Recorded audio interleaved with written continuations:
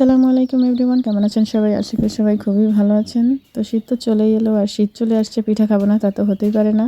তো চলুন দেখে নেওয়া যাক আজকে কীভাবে এই পিঠাটি তৈরি করি। আজকে ভাপা পিঠা তৈরি করতে যাচ্ছি। ভাপা পিঠা তৈরির জন্য এখানে আমি সেদ্ধ চাল নিয়ে নিলাম। ভাতের যে চালটা আমি ভিজিয়ে রেখেছিলাম আধা ঘন্টার জন্য। তারপরে আমি পানিটা ঝরিয়ে রাখার জন্য রেখে দিয়েছি। তো তারপরে চলে আসলাম নারকেল কোরানোর জন্য। এখানে নারকেলটা কোরিয়ে নেওয়া শেষ হলে তারপরে আমি চলে যাব গুড়টা প্রসেসিং করার জন্য।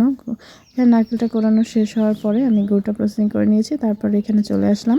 প্রথমে আমি সেদ্ধ চালের গুঁড়োগুলো এগুলো আমি মেশিন থেকে ভাঙিয়ে এনেছি। তারপরে এখানে চালের গুঁড়োর সাথে আমি একটু পানি একটু লবণ মিক্স করে নিয়েছি। তারপরে দেখতেই পাচ্ছেন কীভাবে লেয়ার করে নিচ্ছি, এটা বলার কিছু নেই, দেখে আপনারা বুঝে নেবেন। তারপরে একটা ভাতের হাঁড়িতে আমি পানি নিয়ে নিয়েছি। পানিটা বলক চলে আসলে এখানে আমি পিঠাগুলো এভাবে রেখে দেবো। তারপরে ঢাকনা দিয়ে ঢেকে দেবো। পিঠাটা হয়ে এলে প্রতিটা পিঠা আমি উঠিয়ে নিচ্ছি। তো দেখতেই পাচ্ছেন আমার পিঠাগুলো বানানো এভাবে করে আমি সবগুলো পিঠা তৈরি করে নেব। সবাই ভালো থাকবেন, সুস্থ থাকবেন। আল্লাহ হাফিজ।